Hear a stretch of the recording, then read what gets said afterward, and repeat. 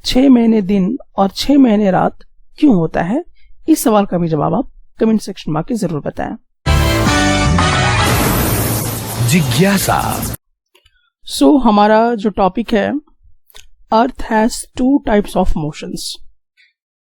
ये topic clear करने से पहले हम लोग पहले कुछ प्रश्न जो है वो क्लियर कर लेते हैं। आपका एक प्रश्न यहाँ पर है, the moment of the earth around the sun is known as rotation, revolution and inclination. इनमें से कौन ऑप्शन सही होगा? इस सवाल का जवाब आप कमेंट सेक्शन में आके जरूर बताएं। तो चलिए अब हम लोग इस कॉन्सेप्ट पे काम करते हैं। जो अर्थ होता है, क्या अर्थ के पास मोशन होता है? क्या अर्थ मोशन करती है? अगर अर्थ मोशन करती है तो उसके पास कितने टाइप्स के मोशंस होते हैं? अर्थ कितने टाइप के मोशन करता है? तो जैसा कि आपको हेडिंग देख के ही पता चल गया होगा कि अर्थ जो है वो 2 टाइप का मोशन करता है। तो एक जो हमारा मोशन होता है वो हुआ करता है रोटेशन। तो एक ऐसा मोशन करता है अर्थ जिसको हम क्या कहते हैं? रोटेशन कहते हैं। अब ये रोटेशन क्या होता है? रोटेशन बेसिकली अर्थ जो है अपने एक्सिस पे क्या करता रहता है? मोमेंट करता रहता है। तो अगर अर्थ अपने एक्सिस में मोमेंट कर रहा है तो उस मोमेंट को हम कहा करेंगे? रोटेशन। इसके लिए हम लोग एक एनिमेशन यहां पे देख सकते हैं। जैसा कि आप देखिए कि अर्थ अपने आप में ही क्या कर रहा है? घूम रहा है। तो ये जो इस तरह का जो मोशन कर रहा है अर्थ, इसको हम लोग कहा करते हैं रोटेशन। यहां पर एक एक्सिस होती है जो हमें दिखाई नहीं देती है, तो एक्चुअली मैं आपको यहां पे बता दूं कि यहां से यहां पे एक एक्सिस आप इस तरह से बना लें। इस एक्सिस पर क्या हो रहा है? ये अर्थ जो है अपने आप में मोशन कर रही है। तो ये अपने आप में जब अर्थ मोशन करती रहती है तो इस मोशन को हम लोग क्या कहा करेंगे? रोटेशन कहा करेंगे। ये अर्थ का एक टाइप का मोशन हुआ। ये दूसरा टाइप का भी एक मोशन क्या करता है, जिसको हम लोग कहते हैं रिवॉल्यूशन। रिवॉल्यूशन जो है ये क्या होता है? तो यहां पे आप जैसे देखिए कि ये जो अर्थ है इसमें भी क्या करता है? मोमेंट करता है। मोमेंट करता है, लेकिन ये क्या करता है? सन के चारों तरफ मोमेंट करता है। तो अर्थ अगर सन के चारों तरफ मूवमेंट करे तो उसको हम लोग कहा करते हैं रिवॉल्यूशन। तो ये 2 तरह के मोशन होते हैं। अब देखिए रिवॉल्यूशन ठीक से समझने के लिए अब हम लोग क्या करते हैं? एक एनिमेशन देखते हैं। तो एनिमेशन में आप यहां पे देखिए कि आपके पास यहां पर आप देख सकते हैं कि एक सन है। सन के चारों तरफ ये जो अर्थ है ये इस तरह से एक फिक्स्ड पाथ में घूम रहा है। तो इस तरह का जो मोशन है, इस तरह के मोशन को हम लोग क्या बोला करेंगे? रिवॉल्यूशन कहा करेंगे। देख लीजिए, सन के चारों तरफ यहां पर अर्थ इस तरह से मोशन कर रहा है। इसको हम कहा करेंगे रिवॉल्यूशन। और एक चीज और भी आप नोटिस कीजिए कि अर्थ जो है वो अपने आप में भी घूम रहा है। तो अर्थ जब अपने आप में घूमेगा तो उसे हम क्या कहेंगे? रोटेशन। और जब यही अर्थ सन के चारों तरफ घूमेगा तो उसे हम क्या कहेंगे? रिवॉल्यूशन। तो आपने ये देख लिया कि जो हमारा अर्थ होता है उसके पास 2 डिफरेंट टाइप के मोशंस होते हैं, एक तो रोटेशन और दूसरा रिवॉल्यूशन। अब ये दोनों टर्म्स को आपने समझ लिया होगा कि रोटेशन क्या होता है और रिवॉल्यूशन क्या हुआ करता है। अब आपके दिमाग में ये प्रश्न आ रहा होगा कि आखिरकार क्या जरूरी है अर्थ का रोटेशन या रिवॉल्यूशन करना? अगर नहीं करेगा तो क्या होगा? अगर अर्थ रोटेशन ना करे, अगर अर्थ रिवॉल्यूशन ना करे तो क्या होगा? तो दिन और रात नहीं होंगे, सीजन्स नहीं बदलेंगे, तो ये तमाम प्रॉब्लम्स जो है वो क्रिएट होता चला जाएगा। तो जो भी दिन और रात होते हैं, जो भी सीजन बदलते हैं, जैसे कि सर्दी आती है, गर्मी आती है, बरसात आता है, तो ये सब किसके कारण आता है? अर्थ के मोशन के कारण। अर्थ दो टाइप का मोशन कर रहा है, रोटेशन और रिवॉल्यूशन। तो रोटेशन और रिवॉल्यूशन ऑफ द अर्थ के कारण ही क्या होता है, सीजन्स चेंज होते हैं, दिन और रात होते हैं। अगर ऐसा नहीं होता, मतलब कि मोशन ऑफ द अर्थ मतलब रोटेशन और रिवॉल्यूशन नहीं होता, तो दिन रात नहीं होते, मौसम नहीं बदलते। सो अब आपको कुछ सवाल के जवाब देने हैं। तो सवाल है आपका, डिफाइन रोटेशन एंड रिवॉल्यूशन। इस सवाल का जवाब आप अपनी कॉपी पे लिखें और कमेंट सेक्शन में भी जरूर बताएं। सो आज हमें जो डिस्कशन करना है वो है कि जो अर्थ का एक्सिस है और जो ऑर्बिटल प्लेन है, उन दोनों के बीच में कितना का इंक्लाइनेशन होता है। मतलब जो अर्थ एक्सिस है और जो ऑर्बिटल प्लेन है, उन दोनों के बीच में एक एंगल बनता है, वो एंगल कितने डिग्री का होता है। तो चलिए इस सवाल का जवाब हम लोग पता लगाते हैं। तो सबसे पहले हम लोगों को यहाँ पे समझना पड़ेगा कि ऑर्बिटल प्लेन क्या होता है। तो सबसे पहले आपको ये समझना होगा। तो ऑर्बिटल प्लेन समझने के लिए सबसे पहले आप जैसा कि जानते हैं कि जो अर्थ होता है वो एक फिक्स्ड पाथ में घूमता रहता है। एक जो फिक्स्ड रास्ता होता है उसमें वो लगातार घूमता रहता है। उस रास्ते को आप क्या कहते हो? उस रास्ते को हम लोग कहा करते हैं ऑर्बिट। तो देखिए ये हमारा हो गया ऑर्बिट, जो कि अंडे के शेप का बराबर है, यानी कि एलिप्टिकल ऑर्बिट इसको हम कहते हैं।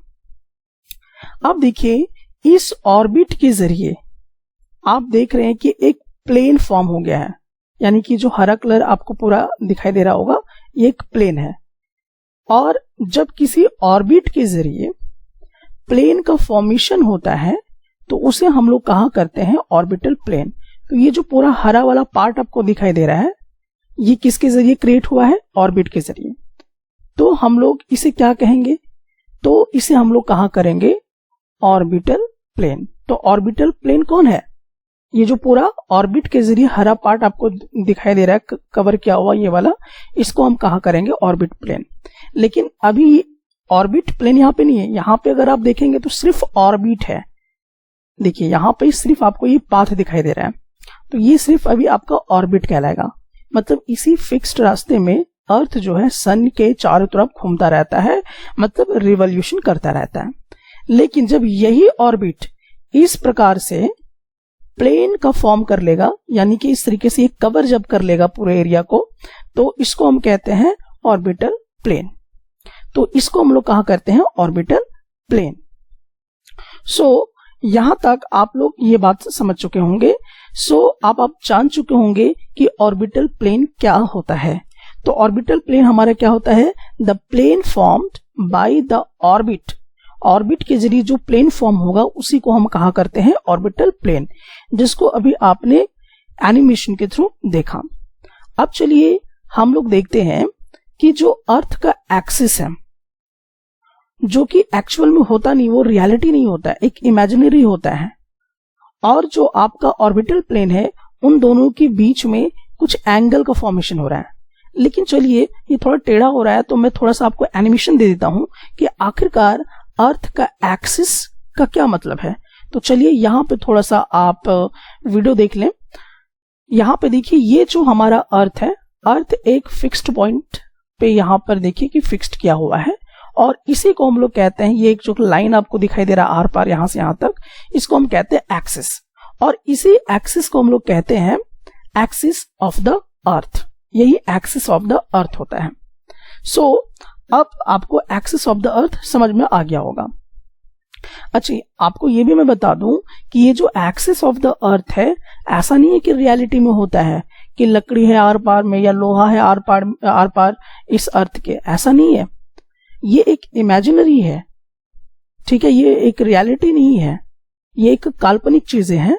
सो अब हम लोग यहाँ पे यही देखेंगे कि जो अर्थ का एक्सिस है और जो ऑर्बिटल प्लेन है, किसके किसके बीच में? जो अर्थ का एक्सिस है और जो ऑर्बिटल प्लेन है, उसके बीच में एंगल का फॉर्मेशन हो रहा है। तो वो एंगल कितने का फॉर्मेशन हो रहा है? तो वो एंगल आपका जो फॉर्मेशन कर रहा है 66 डिग्री 30 मिनट। इसको हम कैसे पढ़ेंगे? 66 डिग्री 30 मिनट। यहाँ पे हाफ को हम लोग 30 मिनट कहते हैं।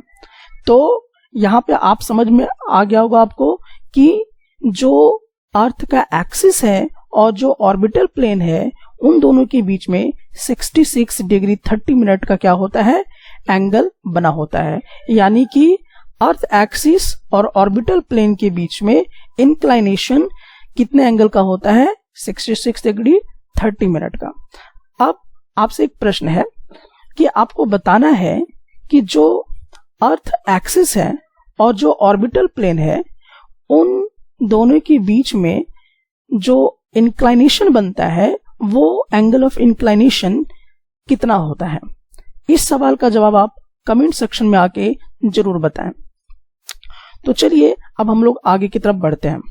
सो यहाँ पे आप देख सकते हैं कि ये हमारा अर्थ का एक्सिस हुआ, ठीक है, ये हमारा अर्थ का एक्सिस हुआ, और ये जो है ये आपका क्या है? ऑर्बिटल प्लेन है।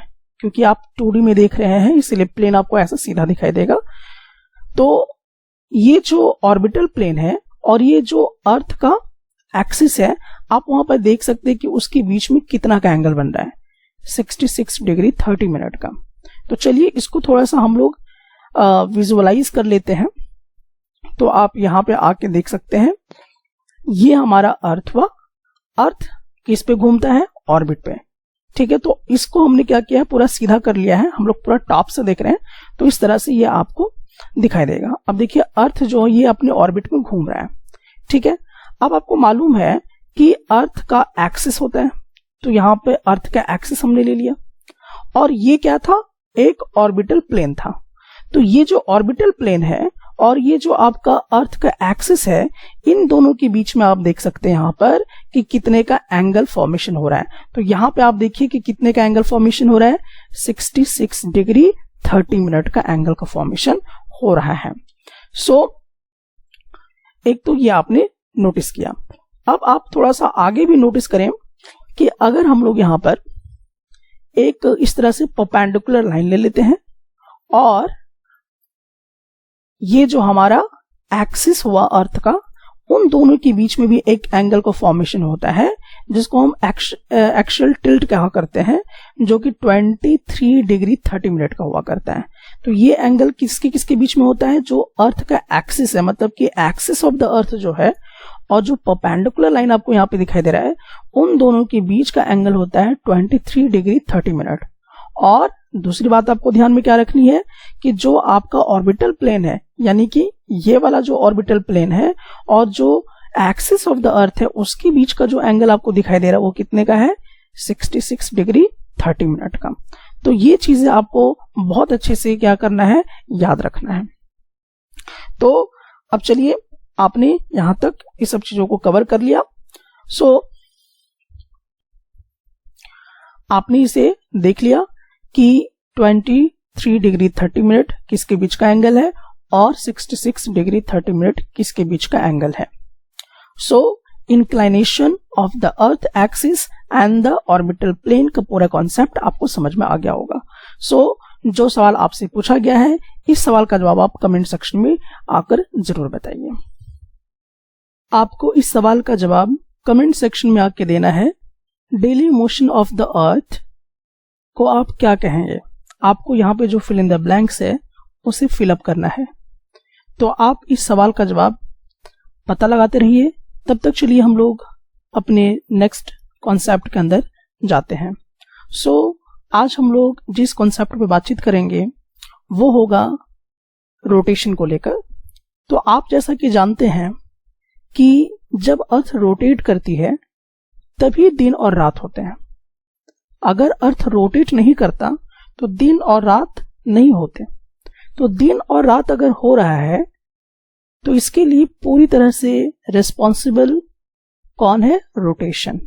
अर्थ का रोटेशन ही दिन और रात करने में मदद करता है। अब ये करता कैसे है? तो देखिए यहां पर आप देख सकते हैं कि यहां पर आप देखिए ये सन है और यहां पे आपका अर्थ है। तो आप देख रहे हैं कि सन का जो रोशनी है वो इतने वाले हिस्से में आप आ रहा है, तो इसको हम कहेंगे दिन। और इधर वाला जो पार्ट है, इस पार्ट में अंधेरा है, मतलब कि डार्कनेस है, तो यहां पर लाइट जो सन का है वो नहीं पहुंच पा रहा है, तो इस वाले हिस्सा में हो जाता है रात। तो यहां पर आप देख रहे हैं कि अर्थ में भी हमारा बिल्कुल वैसा ही बनता है कि आधे वाले हिस्से में, अर्थ के आधे वाले हिस्से में जहां तक लाइट पहुंच पाती है सन की, वो दिन कहलाता है, और आधे वाले हिस्से में जहां पर लाइट नहीं पहुंच पाता है उसे हम लोग रात कहा करते हैं। और ये क्यों होता है? अर्थ के रोटेशन के कारण। और ऐसा क्यों होता है कि आधे वाले हिस्से में लाइट पहुंच रहा है और आधे वाले हिस्से में लाइट नहीं पहुंच रहा है? तो इसका रीजन ये है कि जो हमारा अर्थ है वो स्फेरिकल शेप का है, आपके फुटबॉल शेप का है, जिसके कारण आधा लाइट रुक जाता है, वो दूसरे साइड नहीं पहुंच पाता है। तो अब ये जो है दिन और रात जो होता रहता है वो रोटेशन ऑफ द अर्थ के कारण होता है। लेकिन अब ये समझना है कि ये जो दिन और रात जो सेपरेट हो रहा है वो किसके कारण हो रहा है? तो ये जिस कारण से सेपरेट होता है उसको हम कहते हैं सर्किल ऑफ इल्यूमिनेशन। तो एक सर्किल होता है, ठीक है, और वो दिन और रात को डिवाइड कर देता है, और उस सर्किल को हम लोग कहा करते हैं सर्किल ऑफ इल्यूमिनेशन। तो एक्चुअली ये ग्लोब में होता है। तो अब आपको ये समझ में आ गया होगा सर्किल ऑफ इल्यूमिनेशन क्या चीज होती है। अब एक प्रश्न है कि जो हमारा अर्थ है उसको एक कंप्लीट रोटेशन करने में, यानी कि एक पूरा चक्कर लगाने में कितना समय लगता है? तो उसको 24 घंटे का समय लगता है, यानी कि एक दिन का समय उसको पूरी तरह से लगता है।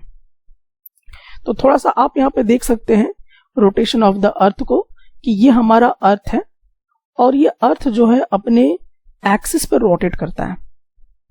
सो इसी रोटेशन ऑफ द अर्थ के कारण अर्थ में क्या होते हैं, दिन और रात हुआ करते हैं। तो ये बात आपको समझ में आ गई होगी। सो अर्थ डे क्या कहलाता है? तो देखिए पीरियड ऑफ रोटेशन, यानी कि अर्थ को रोटेट होने के लिए जो समय लग रहा है, यानी कि पीरियड ऑफ रोटेशन। तो अर्थ को एक रोटेशन करने में जो भी समय लग रहा है उसको हम कहा करते हैं अर्थ डे। इसी को हम लोग दूसरे भाषा में भी कहते हैं डेली मोशन ऑफ द अर्थ।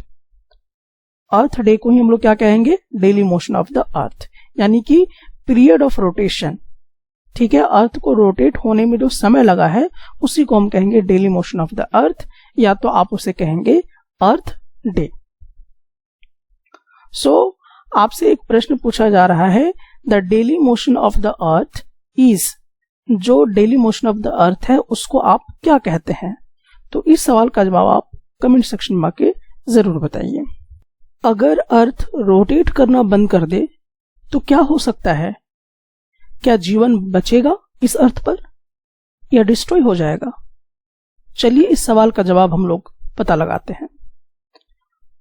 तो सबसे पहले हम लोग यहां पे जानते हैं कि हमारे अर्थ में दिन और रात होता है। तो हमारे अर्थ में दिन और रात क्यों होता है? क्योंकि अर्थ जो है वो रोटेट करता रहता है। अर्थ अपनी ही एक्सिस में घूमता रहता है, जिसको हम लोग रोटेशन ऑफ द अर्थ कहते हैं। और इसी रोटेशन ऑफ द अर्थ के कारण हमारी पृथ्वी में दिन और रात होता है, और ऐसा होने के लिए इसे 24 घंटे का समय लगता है, यानी कि एक दिन का समय लेता है ये। लेकिन अगर अर्थ रोटेट करना बंद कर दे तो क्या होगा? तो जीवन खत्म हो जाएगा, अर्थ पे जीवन रहेगा ही नहीं। अब ये जीवन कैसे खत्म होगा अर्थ पे, अगर अर्थ रोटेट नहीं करता है? तो ऐसा इसलिए होगा क्योंकि देखिए अर्थ यहां पे अभी घूमना बंद कर दिया, तो इस वाले हिस्से में सूर्य से रोशनी आ रहा है।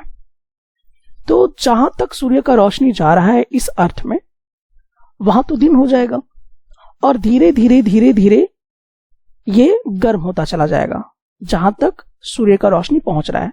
तो वो हिस्सा क्या हो जाएगा, धीरे धीरे गर्म हो जाएगा, और पृथ्वी जल जाएगी, हमारा अर्थ जल के भस्म हो जाएगा। अब देखिए दूसरा सिचुएशन भी, जहां पर सन का लाइट नहीं पहुंच पा रहा है। यहां पे जैसे कि आप देख सकते हैं, यहां पे अंधेरा है, तो जहां पर सन का लाइट नहीं पहुंच पा रहा है, जहां पे अंधेरा है, वो धीरे धीरे क्या होगा, ठंडा होता चला जाएगा और वो फिर बर्फ में तब्दील हो जाएगा। तो भी हमारा क्या हो जाएगा, बहुत सारा लाइफ खत्म हो जाएगा। तो आपको समझ में आ गया होगा कि अगर हमारा अर्थ रोटेट नहीं करेगा तो किसी भी तरह का कोई भी जीव इस पृथ्वी पर जीवित नहीं रहेगा।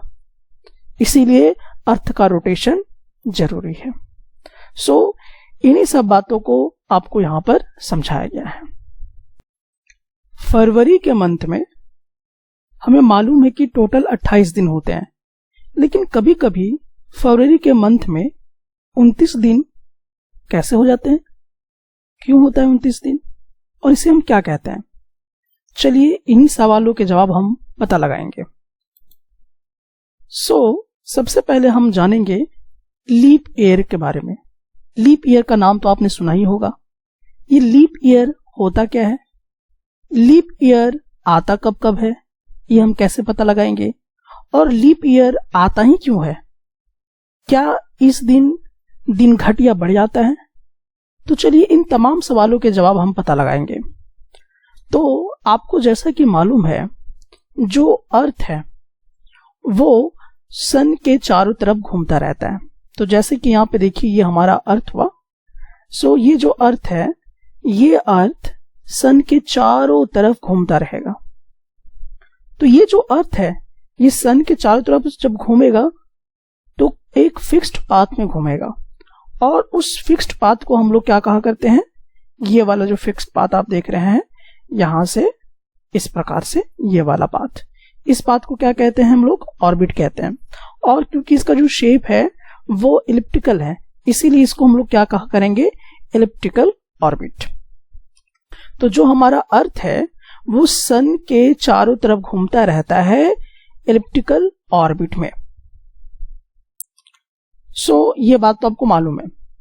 अब क्योंकि ये जो अर्थ है सन के चारों तरफ घूमता रहता है, तो जब ये सन के चारों तरफ घूमता रहता है, मोशन करता रहता है अर्थ, तो उसको हम कहा करते हैं रिवॉल्यूशन।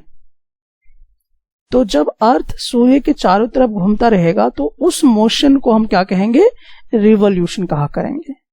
ठीक है, तो रिवॉल्यूशन भी आपको अच्छे से समझ में आता है। तो यहां पे थोड़ा सा हम लोग क्या कर लेते हैं, वीडियो को देख लेते हैं। तो यहां पे आप देख सकते हैं कि ये जो अर्थ है अपने ऑर्बिट पे घूम रहा है। तो बताइए ये ऑर्बिट को आप क्या कहोगे, एलिप्टिकल ऑर्बिट कहोगे। ठीक है, और ये जो है ये सन के चारों तरफ घूम रहा है, तो इसको हम क्या, कौन सा मोशन कहेंगे, रिवॉल्यूशन कहा करेंगे। ठीक है, अब हमें मालूम है कि ये जो अर्थ जो है एक पूरा रिवॉल्यूशन कंप्लीट करने में, यानी कि सूर्य के चारों तरफ एक चक्कर लगाने में कितना समय लेता है।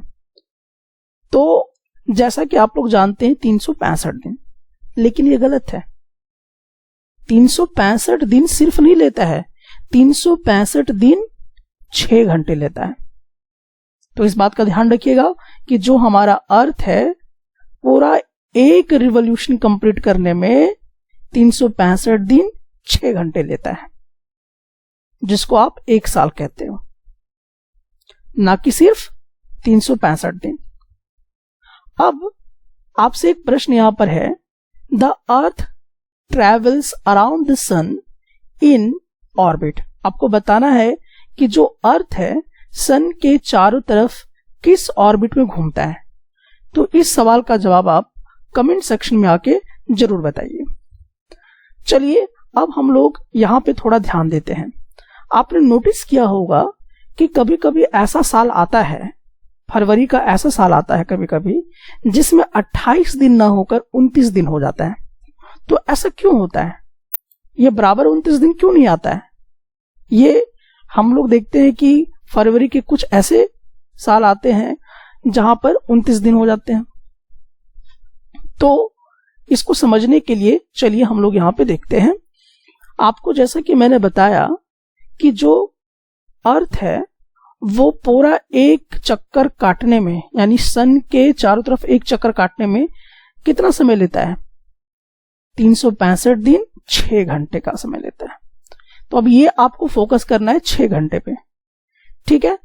तो अब क्या करेगा ये 6 घंटे, 365 दिन 6 घंटे प्लस फिर ये एक साल बीत गया, फिर हमारा दूसरा साल आएगा तो फिर से वो क्या करेगा 365 दिन 6 घंटे, फिर तीसरा साल आएगा 365 दिन 6 घंटे, फिर चौथा साल आएगा 365 दिन 6 घंटे। तो देखिए इस तरह से अगर 4 साल आ जाते हैं तो इन सब को जब आप जोड़ेंगे तो ये 24 घंटे के बराबर हो जाएगा। ये आपका 24 घंटे के बराबर हो जाएगा। यही 6-6 घंटे जो बचता है ये 24 घंटे में कन्वर्ट हो जाता है। और आपको मालूम है कि यही 24 घंटा मिलके एक दिन में कन्वर्ट हो जाता है। तो इसी कारण से ये जो आपका एक दिन है वो फरवरी के मंथ में ऐड हो जाता है, और इस कारण से फरवरी के महीने में हर चौथे साल में 28 दिन ना होकर 29 दिन में कन्वर्ट हो जाता है। यानी कि हर चौथे साल में फरवरी का जो दिन होता है वो 29 दिन का होता है। तो अब आपको ये बात समझ में आ गया होगा। तो लीप ईयर क्या है? तो जिस साल में 366 दिन हो जाए उस साल को हम कहेंगे लीप ईयर। तो अभी अगर आप थोड़ा सा नोटिस करें कि अभी अगर इस वीडियो को आप इस साल में देख रहे हैं और ये साल है 2021 का, आप थोड़ा सा जाइए फरवरी के मंथ में और पता लगाइए कि क्या 2021 का जो साल है वो आपका लीप ईयर है।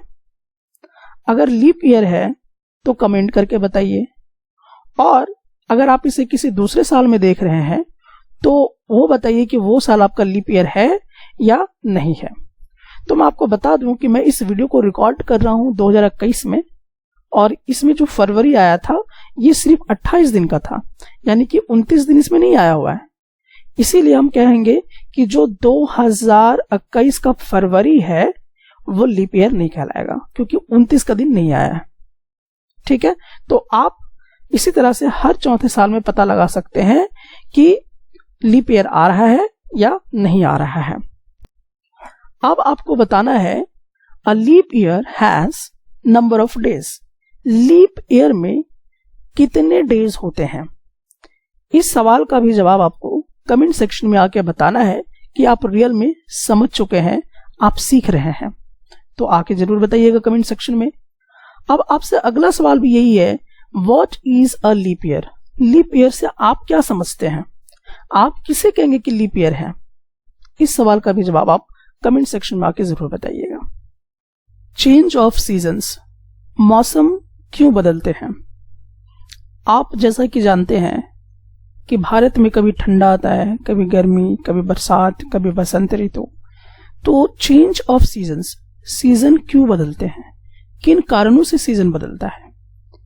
तो सीजन बदलने के मात्र 2 ही कारण हैं, और वो पहला कारण है रिवॉल्यूशन, यानी अर्थ का रिवॉल्यूशन, और दूसरा अर्थ का इंक्लाइनेशन होना, यानी अर्थ का जो झुकाव है और अर्थ जो रिवॉल्यूशन करता है। इसी 2 कारणों से सीजन्स बदलते हैं। रिवॉल्यूशन क्या है? जब अर्थ सूर्य के चारों तरफ घूमता है तो उसे हम रिवॉल्यूशन कहते हैं। जैसा कि आप इस एनिमेशन में देख रहे होंगे कि अर्थ जो है वो सूर्य के चारों तरफ घूम रहा है, तो इसको हम लोग रिवॉल्यूशन कहते हैं। यहां पे आप देख सकते हैं कि अर्थ जो है वो एक खास एंगल में झुका हुआ भी है। सो नोटिस कीजिए कि जो आपका अर्थ है वो खास एंगल में झुका हुआ भी है। तो आप देख सकते हैं कि ये अर्थ एक खास एंगल में झुका हुआ है। तो यहां पर ये जो अर्थ का रिवॉल्यूशन है और अर्थ का जो इंक्लाइनेशन है, अर्थ का जो झुकाव है, अर्थ एक खास एंगल से झुकी हुई है और अर्थ सूर्य के चारों तरफ घूमती है, मतलब रिवॉल्यूशन करती है। तो इन्हीं दो कारणों से जो मौसम है वो बदलते हैं। कभी सर्दी आती है, कभी गर्मी आती है, कभी बरसात आती है, कभी बसंत ऋतु आती है, इन्हीं कारणों से। सो रिवॉल्यूशन वर्ड आप समझ गए होंगे कि अर्थ का सूर्य के चारों तरफ घूमना ही रिवॉल्यूशन कहलाता है। अब एक बहुत ही इंपॉर्टेंट पॉइंट हम लोग यहां पे डिस्कशन करेंगे और वो ये है कि जो अर्थ है, अर्थ का जो इंक्लाइनेशन है वो हर डायरेक्शन में सेम होता है, ऐसा नहीं कि वो बदलता है। सो यहां पे देखें, the earth is inclined in the same direction. Earth हमेशा झुका होगा एक ही डायरेक्शन में, ऐसा नहीं है कि वो अलग अलग डायरेक्शन में झुकेगा, वो एक फिक्स्ड डायरेक्शन में झुकेगा। तो इसके लिए आप देखिए कि अर्थ रिवॉल्यूशन कर रहा है सन के चारों तरफ, लेकिन आप नोटिस करें कि अर्थ एक ही डायरेक्शन में झुका हुआ है। ध्यान से देखिए, एक ही डायरेक्शन में झुका हुआ है ये, यानी कि अर्थ देखिए इस ओर झुका हुआ है, ठीक है। अब ये रिवॉल्यूशन करते समय भी इधर ही झुका होगा, ठीक है। इसका जो इंक्लाइनेशन होगा वो सेम डायरेक्शन में होगा, इसका डायरेक्शन बिल्कुल नहीं बदलेगा। सो फाइनली आप समझ गए होंगे कि जो सीजन्स चेंज करते हैं वो दो कारणों से करते हैं। पहला कारण है रिवॉल्यूशन और दूसरा कारण है जो अर्थ का झुकाव है, जो अर्थ का इंक्लाइनेशन है, उसी के कारण अर्थ में सीजन्स चेंज होते हैं।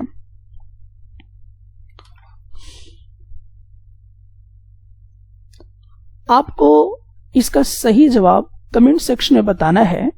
Cycle of the seasons is cause due to, season किस कारण से बदलता है? ऑप्शन ए है रोटेशन, ऑप्शन बी है रिवॉल्यूशन, ऑप्शन सी है ग्रेविटेशन। आप इस सवाल का जवाब कमेंट सेक्शन में आकर जरूर बताएं। आपको इस सवाल का जवाब कमेंट सेक्शन में आके बताना है।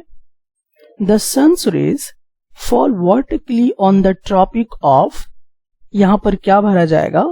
On 21 June. इस सवाल का जवाब आप कमेंट सेक्शन में आके जरूर बताइए। हम लोग यहाँ पे सीखेंगे समर सॉल्स्टिस क्या होता है। समर सॉल्स्टिस हम किसे कहते हैं? समर सॉल्स्टिस हम उसे कहते हैं जब दिन बहुत लंबा करे और रात छोटा करे। दिन क्या होना चाहिए? बहुत ही लंबा होना चाहिए। तो जब दिन बहुत लंबा करेगा और रात छोटा करेगा तो उसे हम कहते हैं समर सॉल्स्टिस।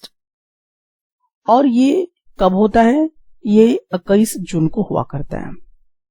सो ये क्यों होता है और कैसे होता है, अब हम उसे यहां पर समझने का प्रयास करेंगे। तो जैसा कि इस फिगर को हम यहां पे देखेंगे, ये हमारा अर्थ हुआ। अब अर्थ में आप देखिए इस ओर सन है, लाइट है वो आ रहा है, और आप देखेंगे कि सनलाइट मैक्सिमम किस हिस्से में पड़ रही है? तो मैक्सिमम आपका जो है ट्रॉपिक ऑफ कैंसर में पड़ रहा है। सो अब यहां पे आपको जो नोटिस करने वाली बात है कि ट्रॉपिक ऑफ कैंसर है कहां पे, सबसे पहले वो देख लीजिए। तो देखिए यहां से ये वाला जो हिस्सा आपको दिखाई दे रहा है, ये वाला, इसको हम कहा करते हैं ट्रॉपिक ऑफ कैंसर।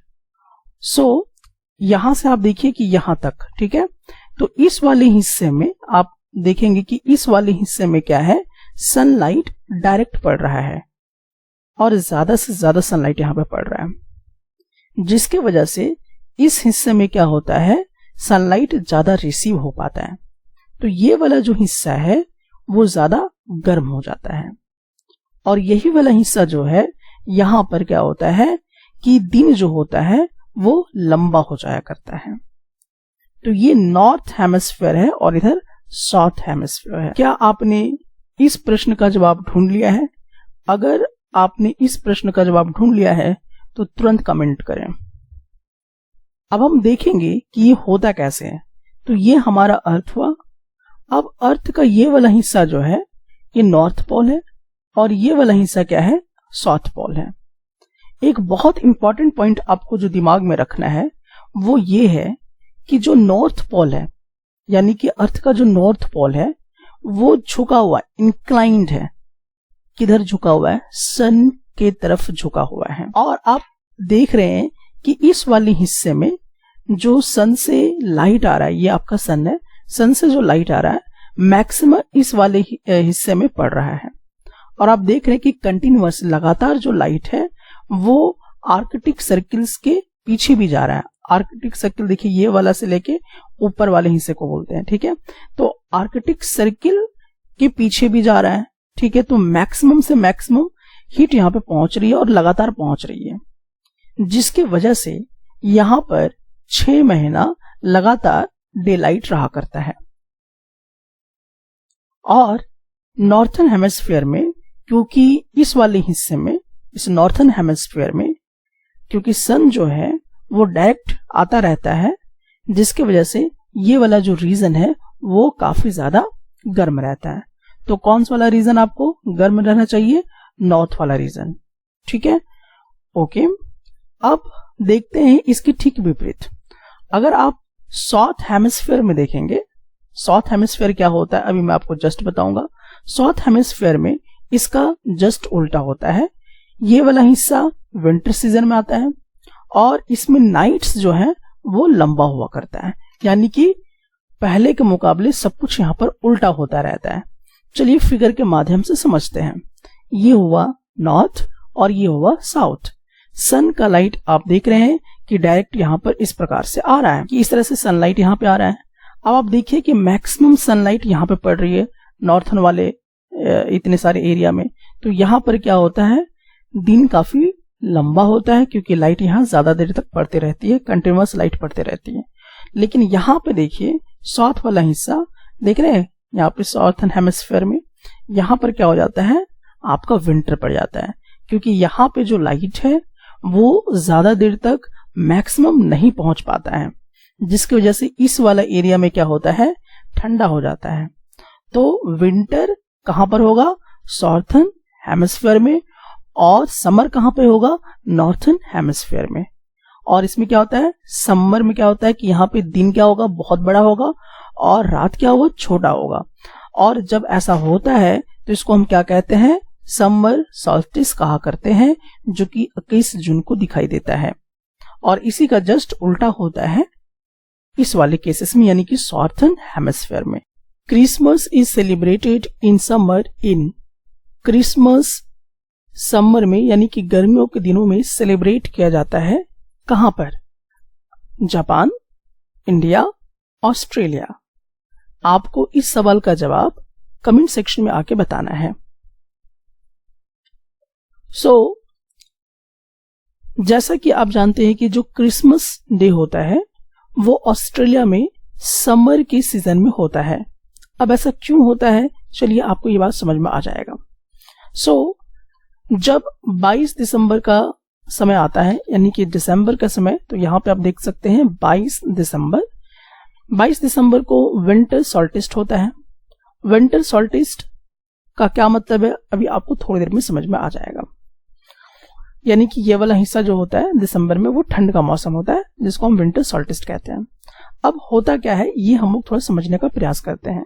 जैसे कि आप यहाँ पे देखिए ये आपका सन है, तो ये जो सन है, इस सन का जो लाइट है वो कहाँ पे पड़ रहा है, अर्थ के किस हिस्से में पड़ रहा है, तो अर्थ के ट्रॉपिक ऑफ कैप्रिकॉर्न पे पड़ता है।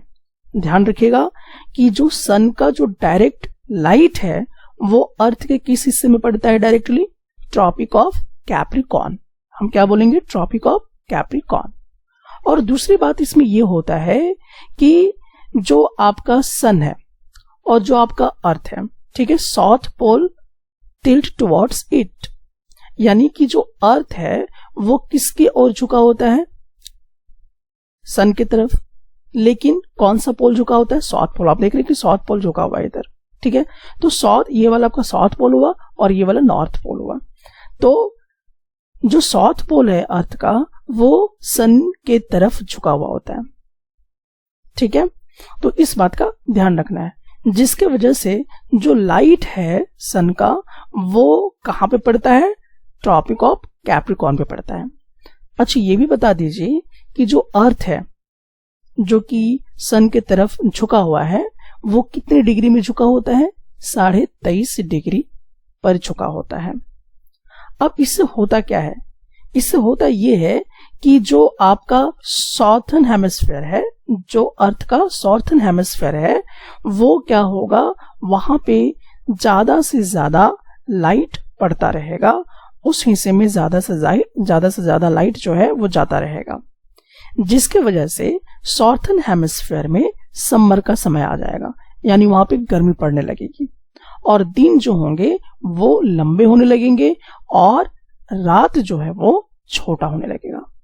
तो जब दिन लंबा होने लगे और रात छोटा होने लगे तो उसे ही हम लोग कहा करते हैं विंटर सॉल्स्टिस। तो विंटर सॉल्स्टिस किसे कहेंगे, ये बात आपको समझ में आ गया होगा। जब दिन लंबा हो और रात छोटा हो तो उसे हम कहते हैं विंटर सॉल्स्टिस। और ठीक इसी का उल्टा कब होता था, जब आपका नॉर्थन हेमिस्फीयर में, जैसा कि आपने समर सॉल्स्टिस में पढ़ा, नॉर्थन हेमिस्फीयर में ठीक इसका उल्टा हुआ करता है। ठीक है, सो इस बात को आप समझ चुके होंगे कि किस तरह से यहाँ पर अर्थ हमारा जो है वो वर्क करता है। तो आप इसको अच्छे से देखें फिगर को और विजुअलाइज भी करें कि ये जो आपका नॉर्थन हेमिस्फीयर है, नॉर्थन हेमिस्फीयर में क्या रहता है, विंटर रहता है, यानी कि ठंडा का मौसम होता है। ठीक है, और ये साउथ पोल है तो साउथर्न हेमिस्फीयर में क्या होता है, साउथर्न हेमिस्फीयर में समर का समय होता है, यानी कि गर्मी का दिन आ जाता है। ठीक है, और इसमें क्या होता है, दिन लंबा करता है और रात छोटा करता है, जिसको हम विंटर सॉल्स्टिस कहते हैं, और ये 22 दिसंबर को ऐसा हुआ करता है। यही वजह है कि देखिए जब अर्थ इस तरह से रोटेट करते हुए और रिवॉल्यूशन करते हुए जब पहुंचता है तो हम लोग इस वाले हिस्से में पहुंच जाते हैं, यानी कि इंडिया इस वाले हिस्से में पहुंच जाता है जहां पे ठंड पड़ता रहता है। तो हम लोग क्रिसमस डे ठंड के मौसम में मनाते हैं, जबकि ऑस्ट्रेलिया में ये वाले हिस्से में पड़ता है, जिसके वजह से क्या होता है कि वहां पर गर्मी के मौसम में क्रिसमस डे को मनाया जाता है। सो आप ये बात समझ गए होंगे कि Christmas is celebrated in Australia in summer season. अब आपको क्या करना है, समर और विंटर सॉल्स्टिस के बीच में डिफरेंशिएट बताना है। दोनों वीडियो को आपको यहाँ पे देखना बहुत ही जरूरी है। अगला आपको सवाल है यहाँ पर, जो कि कमेंट सेक्शन में आप बताइएगा, days are shorter during seasons, यानी कि दिन सबसे ज्यादा छोटा कब होता है, किस सीजन में होता है। Why does the southern hemisphere experience winter and summer solstice in different times than that of the northern hemisphere? आपको इस सवाल का जवाब कमेंट सेक्शन में आके बताना है। Direct rays of the sun fall on the equator on, sun का जो रेज है वो डायरेक्ट अर्थ के इक्वेटर पे पड़ता है कब। ऑप्शन ए है 21 मार्च, ऑप्शन 2 है 21 जून, थर्ड ऑप्शन आपके पास है 22 दिसंबर। सो सबसे पहले हम लोगों को यहाँ पे जो सीखने की ज्यादा आवश्यकता है वो है इक्विनॉक्स। ये जो टर्म है इक्विनॉक्स, इसका क्या मतलब है। देखिए इक्विनॉक्स का मतलब होता है कि इक्वल डे एंड नाइट, यानी इक्विनॉक्स हम बोलेंगे कब, जब रात और दिन दोनों बराबर हो, यानी जितने घंटे रात हो उतने ही घंटे दिन भी होना चाहिए, मतलब कि 12 घंटे दिन होने चाहिए और 12 घंटे रात होने चाहिए। तो जब दिन और रात दोनों बराबर होते हैं तो उसे हम कहते हैं इक्विनॉक्स। अब ये होता कब है, ये हम थोड़ा सा यहाँ पे देख लें। देखिए ये साल में 2 बार ऐसा होता है। एक यहाँ पे आप देख रहे हैं कि इक्विनॉक्स हो रहा है 21 मार्च को, और दूसरा आप देख रहे हैं कि यहाँ पर 23 सितंबर को भी इक्विनॉक्स हो रहा है, यानी कि स्प्रिंग सीजन आ रहा है और ऑटम सीजन आ रहा है, यानी कि पतझड़ का मौसम आ रहा है।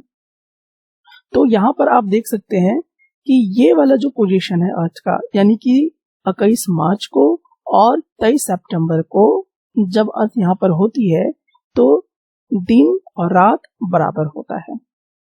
और इसी को हम कहते हैं इक्विनॉक्स। अब सवाल ये उठता है कि आखिरकार ऐसा क्या होता है कि दिन और रात बराबर हो जाते हैं।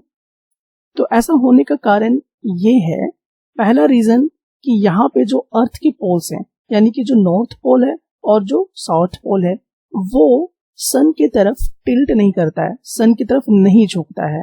सो इस बात का ध्यान रखिएगा कि neither of the poles is tilted towards the sun, यानी कि जो अर्थ का पोल है, जो कि दो ही पोल होता है, एक नॉर्थ पोल होता है, एक साउथ पोल होता है। तो नॉर्थ पोल और साउथ पोल जो है वो सन की तरफ नहीं झुकता है। पहला तो ये चीज। अब होता क्या है कि जो सन का रेज है वो डायरेक्टली अर्थ के इक्वेटर पे पड़ता है। तो इस बात का आप ध्यान रखिएगा यहाँ पे कि direct rays of the sun fall on the equator, यानी कि जो अर्थ है, अर्थ का जो इक्वेटर है वाला हिस्सा है, वहां पर डायरेक्टली जो है सन क्या है, सन का जो लाइट पड़ता है वो डायरेक्ट पड़ता है, जिसकी वजह से पूरे अर्थ में इक्वल डेज और इक्वल नाइट जो है वो होता है। सो इक्वल डे और इक्वल नाइट्स को ही हम लोग क्या कहते हैं, इक्विनॉक्स कहा करते हैं। सो अब आपको एक सवाल का जवाब देना है, व्हाट इज एन इक्विनॉक्स। इस सवाल का जवाब आप कमेंट सेक्शन में आके जरूर बताएं।